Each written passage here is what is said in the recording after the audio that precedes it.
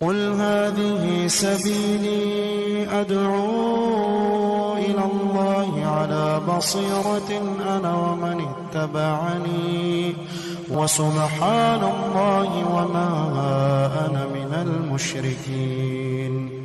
سورۃ النساء میں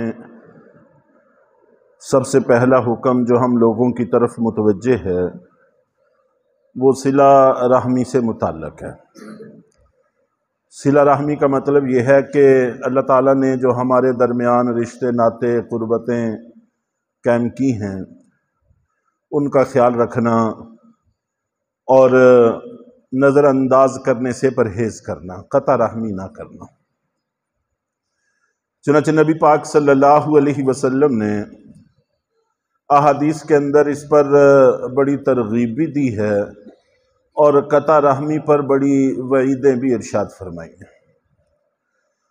چنانچہ نبی پاک صلی اللہ علیہ وسلم کا پاک ارشاد ہے کہ لوگوں رشتوں کو جوڑنے کی کوشش کیا کرو، رشتوں کو جوڑنے کی کوشش کرنے سے اللہ رب العزت تمہارے رزق کے اندر کشادگی پیدا فرما دیں گے اور تمہاری عمر کو دراز کر دیں گے۔ عام طور پر ہم زندگی بھر جو محنت اور کوشش کرتے ہیں اس کا مقصد رزق میں کشادگی ہی ہوتا ہے۔ جیسے ہی ہوش سنبھالتے ہیں تعلیم شروع ہو جاتی ہے، کچھ نہ کچھ ہنر سیکھنے کی کوشش کرتے ہیں، تو ہر بندہ جس کوشش کے پیچھے لگا ہوا ہے وہ در حقیقت رزق کی کشادگی کی طلب ہے۔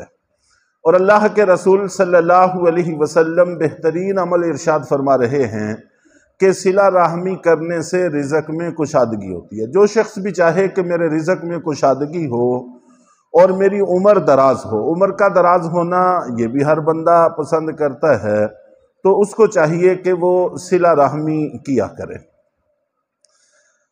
حضرت عبداللہ ابن سلام رضی اللہ تعالی عنہ نقل کرتے ہیں کہ جس وقت اللہ کے رسول صلی اللہ علیہ وسلم مدینہ منورہ ہجرت کر کے تشریف لائے، مجھے اطلاع ہوئی تو میں بھی آپ کی مجلس میں حاضر خدمت کے لیے پہنچا۔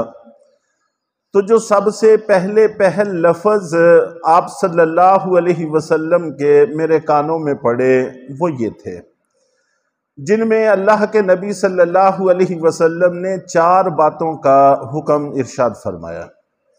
نمبر 1، لوگوں سلام کثرت سے کیا کرو، ایک دوسرے کو ملتے وقت السلام علیکم کا اہتمام کیا کرو، کثرت سے ایک دوسرے کو سلام کیا کرو۔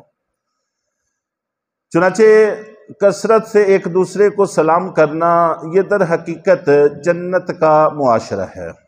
جنت کے بارے میں ذکر کیا گیا کہ وہاں پر ہر طرف سے سلام سلام ہی کی صدائیں ہوں گی، اس کے علاوہ کوئی غیر مناسب بات سننے کو وہاں نہیں ملے گی۔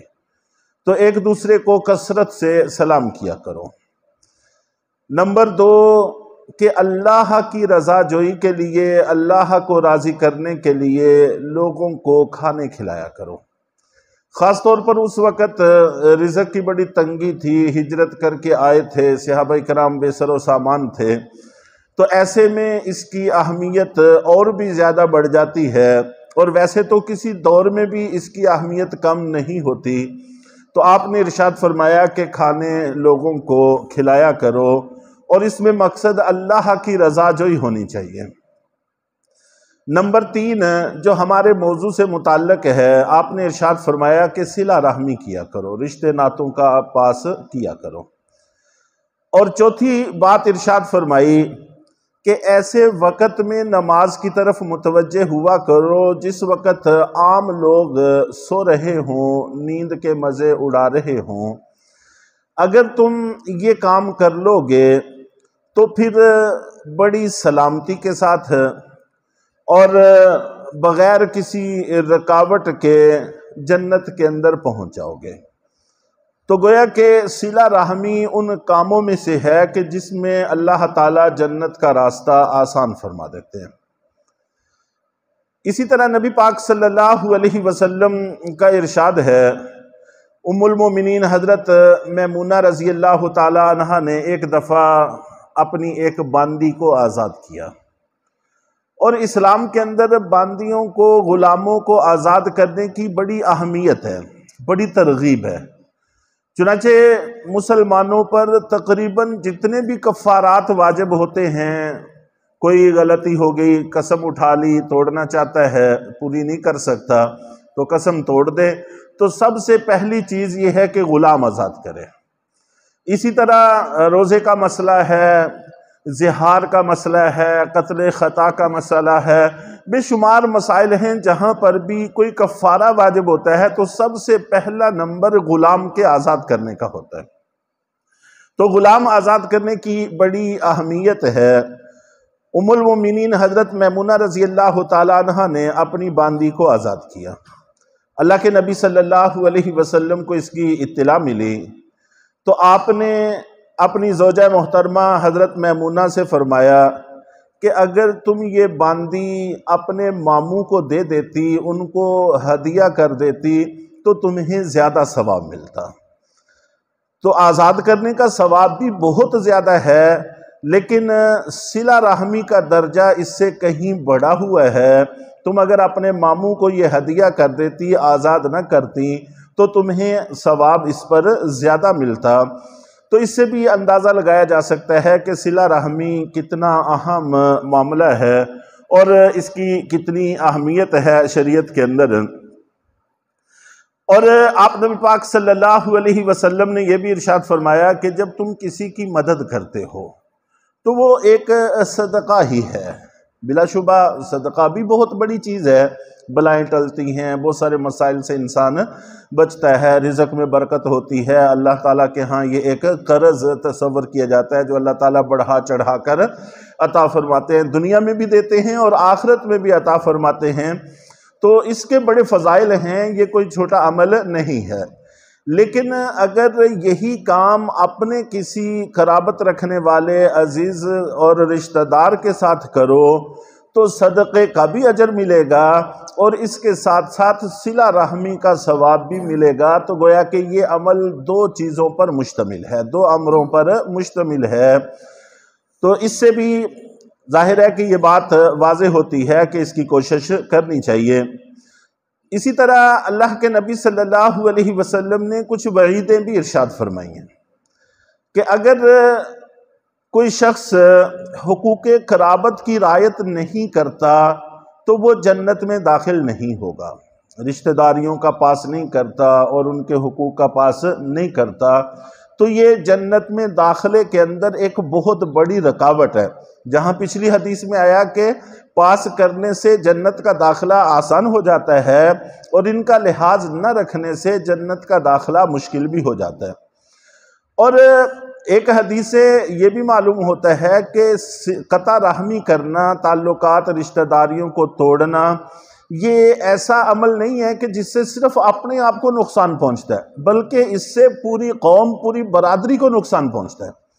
آپ نبی پاک صلی اللہ علیہ وسلم نے ارشاد فرمایا کہ اس قوم پر اللہ کی رحمت نازل نہیں ہوتی جس قوم میں کوئی قطع تعلقی کرنے والا، قطع رحمی کرنے والا موجود ہوتا ہے۔ تو اس سے بھی یہ بات ذہن میں بٹھا لینی چاہیے کہ باقی عزیز و اقارب اس کو نظر انداز نہیں کر سکتے کہ فلاں کا فلاں سے اگر تعلق منقطع ہے، بھائیوں کا، عزیز و اقارب کا، رشتہ داروں کا، باقی مطمئن ہو کر رہیں، یہ کافی نہیں ہے، بلکہ اللہ تعالیٰ کی رحمت سے اور جنت میں داخلے سے جہاں وہ شخص محروم ہو رہا ہے، باقی لوگ بھی اس سے متاثر ہوتے ہیں۔ اس لیے سب کی ذمہ داری بنتی ہے کہ وہ اس کو نبھانے کی کوشش کریں اور ملانے کی کوشش کریں۔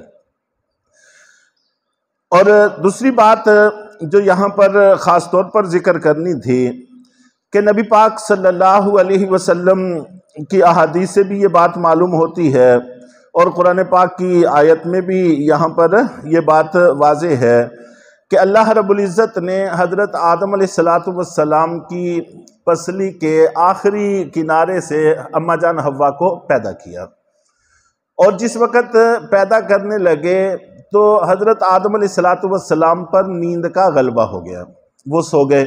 ان کے سوتے میں ان کی پسلی سے اللہ تعالیٰ نے اماں جان حوا کو پیدا کیا اور وہ کپڑوں میں لپٹ کر آپ کے پاس بیٹھ گئیں۔ جب حضرت آدم علیہ السلام کی آنکھ کھلی تو اپنے آپ کو اس طرف مائل پایا، اپنی طبیعت میں انس محسوس کیا، اور اماں جان حوا انہوں نے بھی حضرت آدم علیہ السلام کی طرف انس اور رغبت محسوس کی۔ انسان تھے، انسان کو انسان کی طرف رغبت ہوتی ہی ہے، اللہ تعالیٰ نے یہ چیز رکھی تھی۔ تو یہاں پر ایک بات جو خاص طور پہ سمجھنے کی ہے اور آج کے حالات کے اعتبار سے بڑی اہمیت کی حامل ہے، وہ یہ کہ اماں جان کو اللہ تعالیٰ نے مرد سے پیدا کیا، حضرت آدم علیہ السلام سے پیدا کیا۔ جب حضرت آدم علیہ السلام سے پیدا کیا ہے تو پھر ان کی تمام ضرورتیں وہ بھی مرد میں رکھی ہیں، چنانچہ اس کو چاہیے کہ وہ گھر میں رکے، اور مرد کی ذمہ داری ہے کہ اس کی تمام تر ضرورتوں کو گھر میں بیٹھے پوری کرنے کی کوشش کرے۔ اور مرد کو اللہ تعالیٰ نے مٹی سے پیدا کیا ہے، حضرت آدم علیہ السلام مٹی سے پیدا ہوئے ہیں، تو مرد کی ذمہ داری ہے کہ وہ دنیا بھر میں پھرے اور اپنا رزق تلاش کرے، اپنے بیوی بچوں کا رزق تلاش کرے۔ تو مرد کو مٹی سے پیدا کیا، اس کی تمام تر ضرورتیں مٹی میں رکھ دی ہیں، اور عورت کو اللہ تعالیٰ نے مرد میں سے پیدا کیا ہے تو عورت کی تمام تر ضرورتیں مرد میں رکھی ہیں، اس لیے وہ از خود دنیا میں ذلیل و خوار نہ ہوتی پھرے اور اپنے رزق کی تلاش میں در در کی ٹھوکریں نہ کھاتی پھرے، بلکہ اپنے مرد پر انحصار کرے، اور مرد کو چاہیے کہ وہ ان کی ضرورتوں کو کما کر لائے اور ان کی ضرورتوں کا پاس رکھے۔ یہی فطری ترتیب ہے اور اسی کے مطابق چلنے کی کوشش کرنی چاہیے۔ اللہ تعالی ہم سب کو حق بات پر عمل کی توفیق عطا فرمائے۔